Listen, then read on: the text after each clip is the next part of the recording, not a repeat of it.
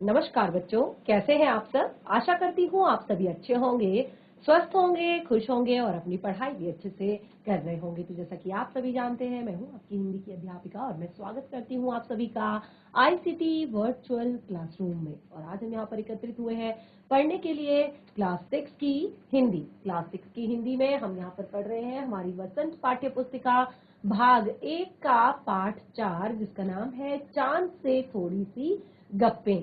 तो ये जो हमारा चैप्टर है ये एक कविता है, जो कि जैसे कि मैंने आपको बताया, आपकी जो वसंत पाठ्य पुस्तिका है इसमें आपके गद्य खंड और काव्य खंड दोनों ही खंड है, यानी कि आपकी कहानियां, संस्मरण, यात्रा वृतांत, लेख भी इसके अंतर्गत आते हैं और साथ ही कविताएं और बाकी शायरी, गजल, ये सारी चीजें भी इसके अंदर आती हैं। तो जो लेख होते हैं, कहानियां होती हैं, ये सब तो आपके गद्य खंड में आती हैं और जो कविताएं होती हैं वो काव्य खंड में आती हैं। तो देखिए यहाँ पर हमने अपनी ये छोटी सी कविता स्टार्ट की थी अपने लास्ट सेशन में, जिसमें हमने लगभग अपनी कविता को एक बार यहाँ पर बहुत अच्छे से पढ़ लिया था और आप सभी को भावार्थ भी क्लियर करवा दिया था। और मैं आशा करती हूँ कि आप लोगों को भावार्थ समझ में आया होगा। और जो आप लोगों को होमवर्क दिया गया था कि आप कविता को अपनी नोटबुक में नोट डाउन करें, तो आपने कविता को अपनी नोटबुक में लिखा भी होगा। तो एक बार कविता को यहाँ पर रिवाइज करेंगे और आप लोग कविता को पढ़ेंगे और उसके बाद हम पाठ से बाकी जो चीजें हैं वो डिस्कस करेंगे और उसके बाद हम पाठ से जुड़े हुए प्रश्न उत्तर भी यहाँ पर डिस्कस करेंगे। तो चलिए स्टार्ट करते हैं हम अपने आज के सेशन को। तो सबसे पहले यहाँ पर बार रिवाइज कर लेते हैं। तो क्या थी हमारी ये कविता? हमारी ये कविता है शमशेर बहादुर सिंह जी द्वारा लिखी गई एक छोटी सी कविता, जिसमें एक 10-11 साल की बच्ची है। एक छोटी सी बच्ची है जो 10-11 साल की है और उसके मन में चांद को देखकर बहुत सारे सवाल आ रहे हैं। चांद को देखकर बहुत सारे सवाल आ रहे हैं और क्योंकि जो छोटी बच्ची है वो जिज्ञासु प्रवृत्ति की है, यानी कि उसको चांद को देखकर, चांद की कलाओं को देखकर, जो चंद्रमा की कलाएं होती है, जो दिन प्रतिदिन बढ़ता चला जाता है, दिन प्रतिदिन घटता चला जाता है, तो ये सब देखकर उसके मन में और जिज्ञासा उत्पन्न हो रही है और चांद के बारे में और अधिक जानना चाहती है। तो वो चांद से यहाँ पर बहुत सारे सवाल करती है, चांद से यहाँ पर बहुत सारे प्रश्न करती है और वो प्रश्न किस तरह के हैं वो कविता के रूप में यहाँ पर लिखे गए हैं।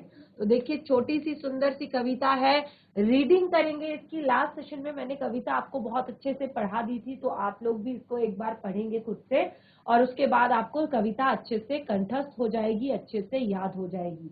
तो जीआईसी मनन, क्या बच्चे आप मुझे सुन पा रहे हैं? यस। तो बच्चे फटाफट माइक ले लीजिए, कोई भी एक बच्चा फटाफट माइक लेगा। जब भी क्लास में बैठते हैं तो अपना माइक जरूर अपने सामने रखें। तो फटाफट माइक लेंगे बच्चा। यस, ऑन करेंगे माइक को प्रॉपर ऊपर की तरफ। हेलो, यस बच्चे बोलिए। Good morning ma'am. Very good morning. चलिए स्टार्ट कीजिए बच्चा पढ़ना। गोल है खूब मगर आप तिरछे नजर आते हैं जरा। आप पहने हुए कुल आकाश तारों जड़ा, सिर्फ मुंह खोले हुए हैं अपना गोरा चिट्टा गोल मटोल, अपनी पोशाक को फैलाए हुए चारों सिम। Very good. तो देखिए ये एक छोटा सा काव्यांश है, हमारी इस कविता का पहला काव्यांश है। बैठ जाइए। Very good. तो अगर कोई बच्चा इस काव्यांश को यहाँ पर भावार्थ बताना चाहता है तो फटाफट हैंड रेज करेंगे।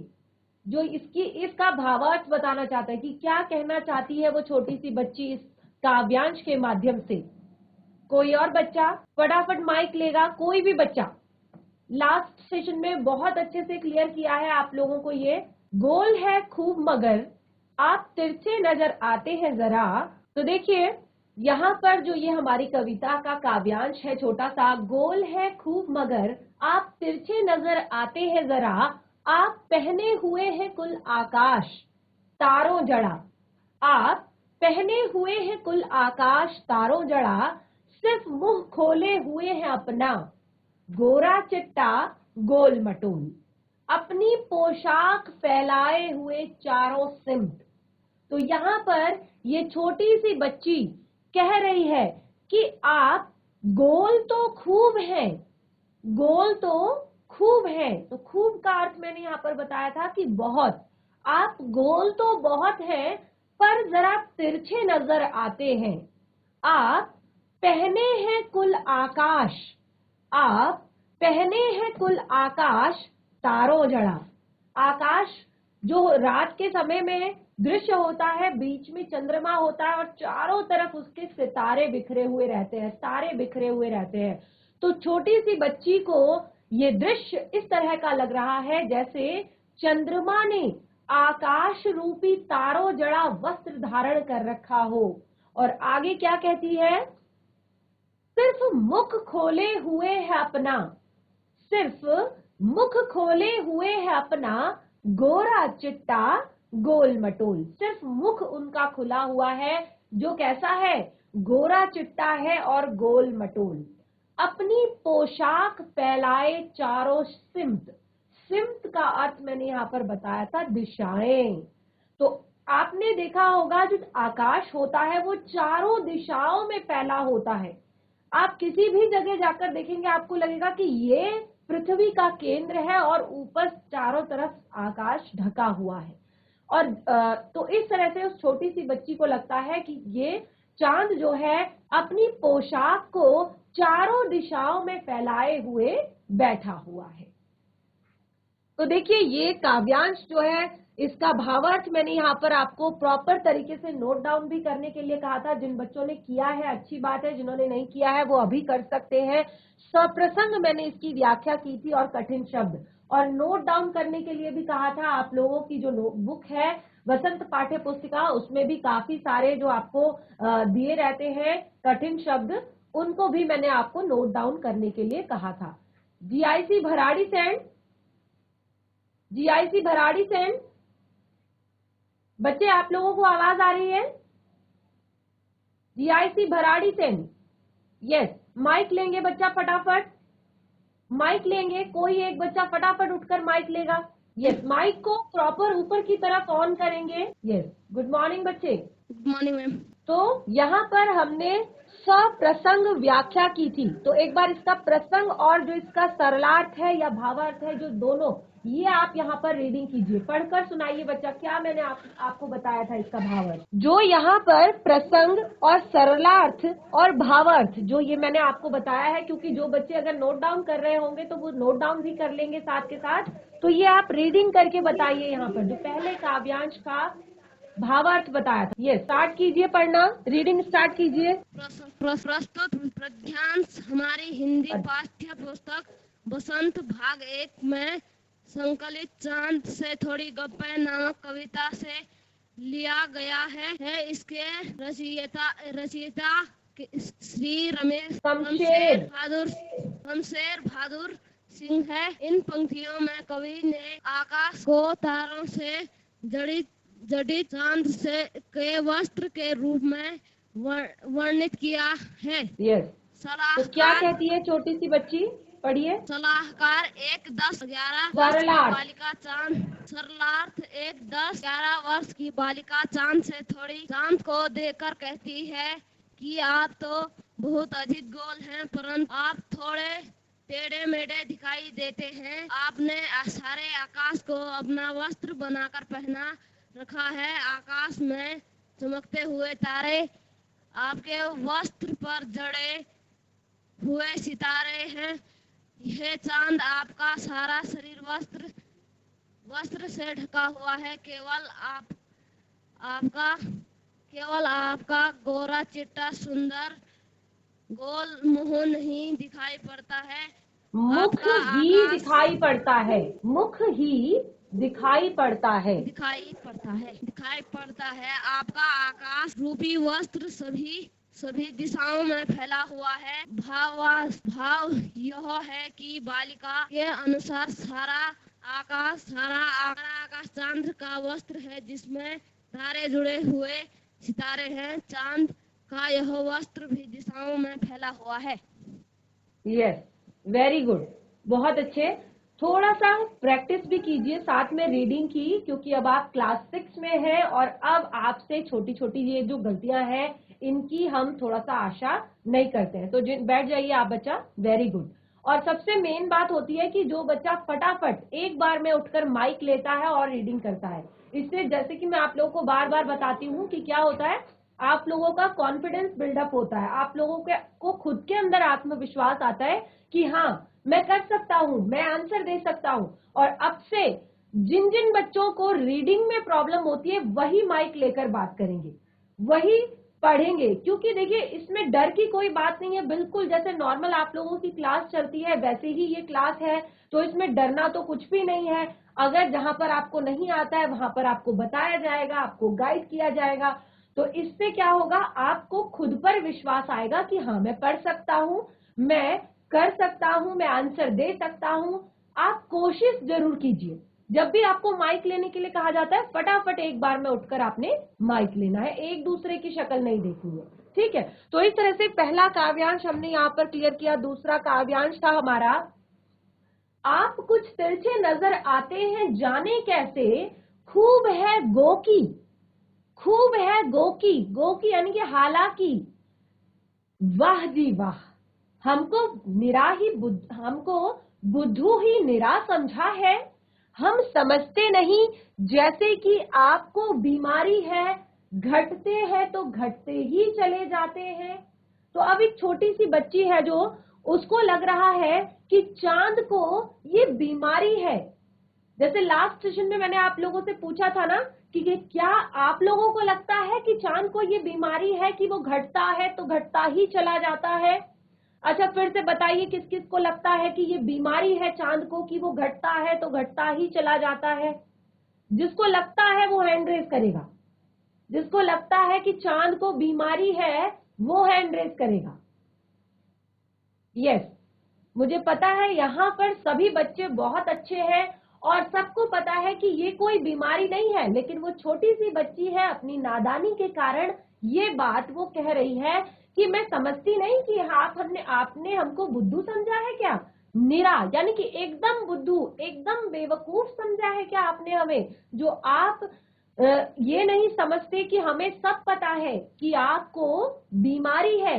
आप जब घटते हैं तो घटते ही भावार्थ मैंने यहाँ पर आपको सप्रसंग आपको व्याख्या की थी कि बालिका चांद को देखकर कहती है कि आप तिरछे दिखाई देते हैं, आप भी बहुत खूब हैं वाजीबा, आप तो हमें बिल्कुल ही बेवकूफ समझते हैं और आप हमेशा एक समान नहीं रहते, आप जब घटते हैं तो बिल्कुल घटकर घटते चले जाते हैं, घटते चले जाते हैं, घटकर पतले हो जाते हैं और मैं समझ चुकी हूं कि आपको कोई बीमारी है।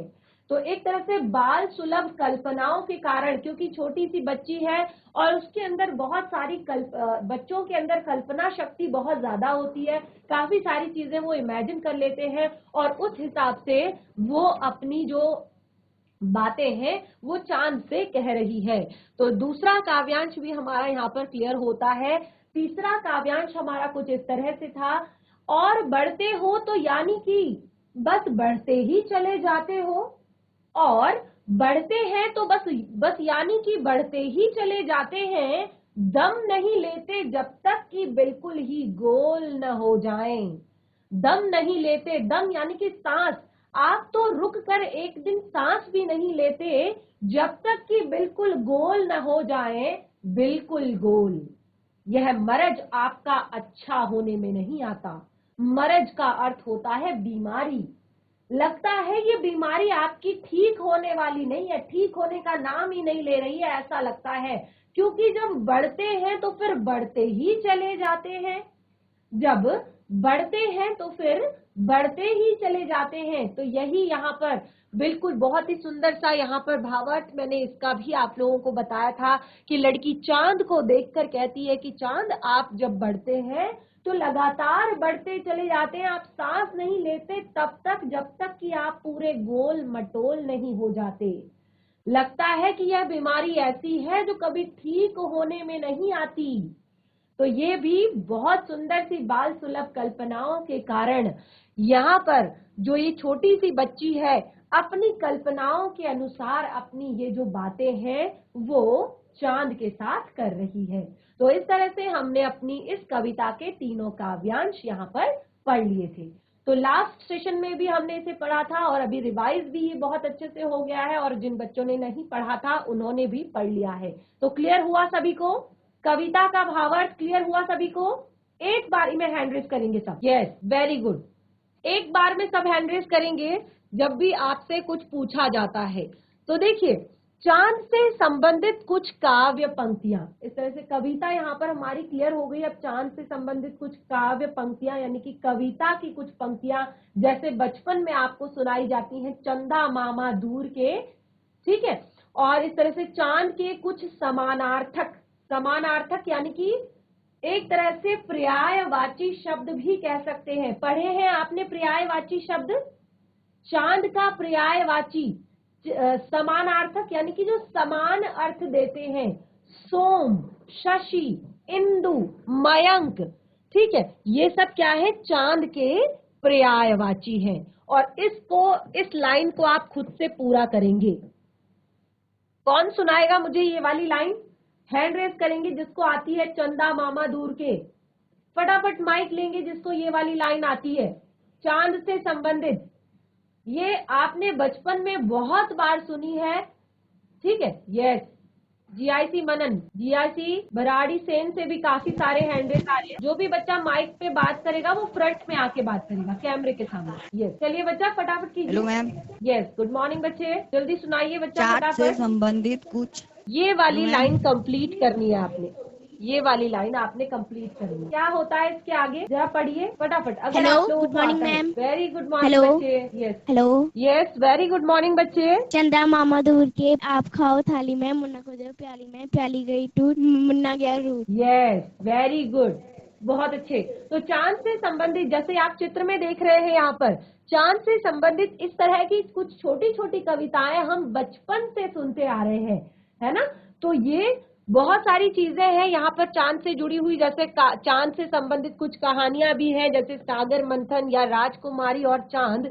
और उसके बाद देखिए, सबसे मेन चीज है ये, आपने देखा होगा कि जो चंद्रमा है, चांद क्या है? अगर हम एक तरह से चांद के बारे में अगर हम कहें तो चंद्रमा जो है हमारी पृथ्वी का एक उपग्रह है। चंद्रमा क्या है?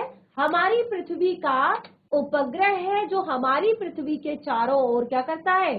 चक्कर लगाता है। हमारी पृथ्वी के चारों ओर चक्कर लगाता है। और इस तरह से चंद्रमा की जो कलाएं होती है वो घटती और बढ़ती चली जाती है, क्योंकि चंद्रमा द्वारा पृथ्वी की परिक्रमा जो होती है वो क्या होती है? 30 दिन में, एक तरह से वो एक दिन में 2 बार परिक्रमा करता है अपनी। जैसे हमारी पृथ्वी है ना, वो अपनी धुरी पर एक दिन में 1 बार घूमती है, ठीक है। तभी क्या होता है? दिन और रात होते हैं। तभी क्या होते हैं? दिन और रात होते हैं। सूर्य के चारों तरफ चक्कर लगाती है हमारी पृथ्वी, और साथ ही देखिए वो किस तरह से चक्कर लगाती है, देखिए इस तरह से चक्कर लगाती है, यानी कि वो अपनी धुरी पर भी घूम रही है और सूर्य के चारों तरफ भी घूम रही है। तो जब वो अपनी धुरी का एक चक्कर पूरा करती है तो दिन और रात होते हैं, और जब वो सूर्य का एक चक्कर पूरा करती है तब पूरा साल बीतता है। यानी कि वर्ष के, साल के 365 दिन जो होते हैं वो क्या होते हैं? पूरे एक साल होते हैं, यानी कि उसमें पूरा एक चक्कर जो है पृथ्वी के सूर्य के लगा देती है हमारी पृथ्वी। तो इस तरह से देखिए, जो 15 दिन का होता है आपका शुक्ल पक्ष और 15 दिन का होता है आपका कृष्ण पक्ष, ठीक है। 15 दिन का होता है आपका शुक्ल पक्ष और 15 दिन का होता है आपका कृष्ण पक्ष। यानी कि जब यहाँ से चंद्रमा इस तरह से बढ़ना शुरू करता है, इस तरह से बढ़ना शुरू करता है, इस तरह से बढ़ना शुरू करता है, तो जो लास्ट वाला दिन होता है, ये वाला दिन, तो ये होता है आपका शुक्ल पक्ष का एंड यहाँ पर हो जाता है। और इस दिन होती है पूर्णमासी, यानी कि पूर्ण चंद्र आपको दिखाई देता है। पूर्णमासी के दिन आपने देखा होगा कई लोग व्रत भी करते हैं, चंद्रमा की पूजा भी करते हैं। देखा है आप लोगों ने पूर्णमासी के दिन व्रत करते हुए लोगों को, रात्रि के समय चांद की पूजा करते हुए किस किस ने देखा है? किस किस ने देखा है जब पूर्ण चंद्र होता है चंद्रमा के दिन रात्रि के समय? यस, काफी सारे बच्चे ऐसे हैं। तो ये एक तरह से आध्यात्म से जुड़ी हुई चीजें भी हैं कि हम पूर्णमासी के दिन व्रत करते हैं और चंद्रमा की पूजा करते हैं, पूर्ण चंद्र। और उसके बाद आप देख सकते हैं यहाँ पर धीरे धीरे धीरे धीरे धीरे फिर चंद्रमा का जो एक तरह से कलाएं होती है, यानी कि चंद्रमा की जो आकृति होती है वो धीरे धीरे कैसी होती जाती है, वो कम होती जाती है और एक टाइम पे वो पूर्ण रूप से क्या हो जाता है, गायब हो जाता है। और वो दिन होता है कृष्ण पक्ष के अमावस्या का। ठीक है, वहां से कृष्ण पक्ष स्टार्ट होता है और वो कृष्ण पक्ष की अमावस्या होती है, यानी कि उस दिन क्या होता है, चांद हमें दिखाई नहीं देता है। और इस तरह से संवत के जो 12 महीने होते हैं वो हिंदी महीनों के नाम किसे किसे पता है? जो हमारे हिंदी महीने होते हैं, एक तो अंग्रेजी के मंथ्स होते हैं, ठीक है, एक होते हैं हिंदी के महीने। यस, जीआईसी भराड़ी सेन, फटाफट माइक लेंगे बच्चा। जिन जिन ने हैंड रेज किया है पीछे से आकर फटाफट माइक लेंगे। यस, हिंदी के महीनों के नाम माइक लेंगे जीआईसी भराड़ी सेन। और जिस बच्चे ने माइक लिया है बच्चे पीछे जाकर बात कीजिए। Yes, good morning ma'am. Very good morning बच्चा, सामने देखकर बात कीजिए माइक पे। देखिए, एक तो होते हैं हिंदी महीने, जो अंग्रेजी के महीने होते हैं, जनवरी फरवरी आते हैं ना, ये आपको 12 महीने। यस, और एक जो होते हैं हमारे हिंदी वाले महीने, जैसे चैत्र वैशाख, ये आते हैं आपको। हाँ, तो यही यहाँ पर बताने हैं कि जो हमारे हिंदी के महीने होते हैं, जिस तरह अंग्रेजी में होते हैं जनवरी फरवरी मार्च अप्रैल मई जून जुलाई अगस्त, तो इसी तरह से आपके हिंदी के भी होते हैं, जैसे चैत्र वैशाख ज्येष्ठ आषाढ़ सावन भादो आश्विन, ठीक है, कार्तिक मार्गशीर पौष माघ फाल्गुन, ठीक है। तो इस तरह से आपके हिंदी के भी 12 महीने होते हैं और ये एक पूरा वर्ष होता है। एक संवत में 12 महीने होते हैं और इसको एक पूरा वर्ष कहा जाता है। तो देखिए, इस तरह से ये आप साइंस में भी ये सारी चीजें पढ़ेंगे। बैठ जाइए बच्चा। और देखिए यहाँ पर क्या होता है, जो सूर्य इस तरह का कुछ हमारा सौर मंडल होता है, ये आपने साइंस में भी पढ़ा होगा। जो हमारी पृथ्वी होती है, ठीक है, हमारी पृथ्वी कौन सी है? ये हमारी पृथ्वी है और हमारी पृथ्वी क्या कर रही है? सूर्य के चारों ओर चक्कर लगा रही है। और इसमें क्या है, सबसे पहले सूर्य है, ये फिर हमारी पृथ्वी है और फिर उसका उपग्रह है चंद्रमा। ठीक है, तो सूर्य है आपका नक्षत्र, पृथ्वी है ग्रह और चंद्रमा है उपग्रह।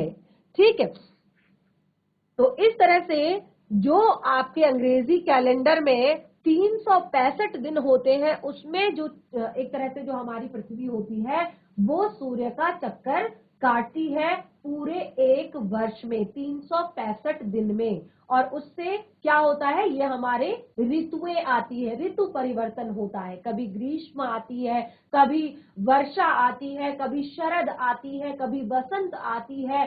ठीक है, तो इस तरह से ऋतु परिवर्तन होता है और जब अपनी धुरी पर घूमती है तो उससे क्या होता है, दिन और रात होते हैं। ठीक है, तो ये कुछ जरूरी बातें हमने यहाँ पर पढ़ी। तो इस तरह से ये काफी सारी चीजें हैं जो आपकी पाठ्य पुस्तिका में दी गई हैं। जैसे चांद एक पुल्लिंग शब्द है और उसको हमने परिवर्तित किया चांदनी, तो ये है आपका संज्ञा और ये इसका गुण है, यानी कि विशेषण है। तो चांद में नी प्रत्यय लगाने से चांदनी बनता है। ठीक है, ये सारे जो आपके छोटे छोटे प्रश्न हैं ये आपकी पाठ्य पुस्तिका में दिए गए हैं। उसके बाद सबसे मेन चीज जो आती है वो आती है आपके अभ्यास के प्रश्न। तो देखिए, यहाँ पर आपकी पाठ्य पुस्तिका में आपकी कविता से लिए हुए कुछ अभ्यास के प्रश्न हैं। तो यहाँ पर पहला प्रश्न है, आप पहने हुए हैं कुल आकाश के माध्यम से लड़की क्या कहना चाहती है? आप पहने हुए हैं कुल आकाश के माध्यम से लड़की क्या कहना चाहती है? पहला है, चांद तारों से जड़ी हुई चादर ओढ़कर बैठा है, या चांद की पोशाक चारों दिशाओं में फैली हुई है। तुम किसे सही मानते हो? फटाफट हैंड रेज करेंगे। आप पहने हुए हैं कुल आकाश के माध्यम से लड़की क्या कहना चाहती है? पहला है, चांद तारों से जड़ी हुई चादर ओढ़कर बैठा है, चांद की पोशाक चारों दिशाओं में फैली हुई है। तुम किसे सही मानते हो? फटाफट हैंड रेज करेंगे। देखिए, ये आपकी पाठ्य पुस्तिका का प्रश्न है, ये आपकी पाठ्य पुस्तिका का प्रश्न है और आपने नोट डाउन भी करना है इन्हें अपनी नोटबुक में। यस, GIC साकिन खेत। फटाफट माइक लेंगे बच्चा। यस बच्चा, बोलिए। यस, आ रही है आवाज। Good morning ma'am. चांद की पोशाक चारों दिशाओं में फैली हुई है। यस, देखिए यहाँ पर वैसे दोनों ही चीजें ठीक हो सकती है। आप दोनों ही चीजों को ठीक मान सकते हो कि चांद तारों जड़ी चादर ओढ़कर बैठा है, यानी कि जो चांद की एक तरह से वो तारों से जड़ी हुई चादर ओढ़कर बैठा है। क्योंकि आपने देखा है ना कि रात्रि के समय क्या होता है कि बीच में चांद होता है और उसके चारों तरफ क्या होता है? तारों से जड़ा हुआ आकाश होता है।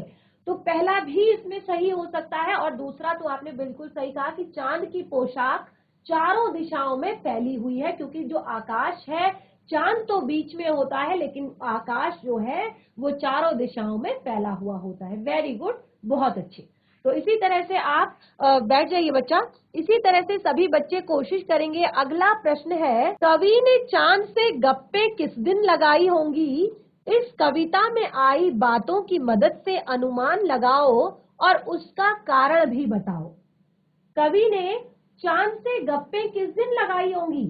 आपको क्या लगता है? अभी अभी मैंने यहाँ पर आपको चंद्रमा की कलाएं बताई ना, और ये भी बताया कि कब चंद्रमा पूर्ण रूप में होता है, कब चंद्रमा बिल्कुल साफ होता है यानी कि बिल्कुल नहीं दिखाई देता, और कब चंद्रमा की कलाएं जो है हमें थोड़ी थोड़ी दिखाई देती हैं। तो कौन सा ऐसा दिन होगा जब कवि ने चांद से गप्पे लड़ाई होंगी? तो देखिए, यहाँ पर आपको 3 ऑप्शन दिए हैं और उसके बाद आपको रीजन भी यहाँ पर बताना है, यानी कि पहले आप इनमें से एक को चुनेंगे, उसके बाद आप यहाँ पर कारण बताएंगे। ठीक है, तो देखिए यहाँ पर मुझे लगता है कि कवि ने चांद से गप्पे पूर्णिमा के दिन लगाई होंगी। जिस दिन पूर्णमासी होती है ना, पूर्ण चंद्र होता है, शायद उस दिन कवि ने चांद से गप्पे लड़ाई होंगी, क्योंकि आज वो चंद्रमा की पूर्ण रूप से एक तरह से खूब सारी तारीफ भी कर रहे हैं कि आप गोरे चिट्टे हैं, गोल मटोल है, और फिर कभी कभी आपको कुछ बीमारी हो जाती है कि आप घटते हैं तो घटते ही चले जाते हैं, बढ़ते हैं तो बढ़ते ही चले जाते हैं। तो इस तरह से देखिए, हमने यहाँ पर अपना चैप्टर कंप्लीट कर लिया है और पाठ से जुड़े हुए कुछ और प्रश्न हैं यहाँ पर, जिन्हें आप घर पर सॉल्व करने की कोशिश करेंगे। कोई भी डाउट होता है चैप्टर में, कहीं पर कोई कंफ्यूजन होता है, भावार्थ समझ में नहीं आता है, या शब्दार्थ या कठिन शब्दों में कोई प्रॉब्लम है, तो नेक्स्ट सेशन में जरूर डिस्कस करें। तो इस तरह से आज का चैप्टर और आज का सेशन हमारा यहीं पे समाप्त होता है। हम मिलेंगे अपने नेक्स्ट सेशन में, तब तक के लिए धन्यवाद। आपका दिन शुभ हो।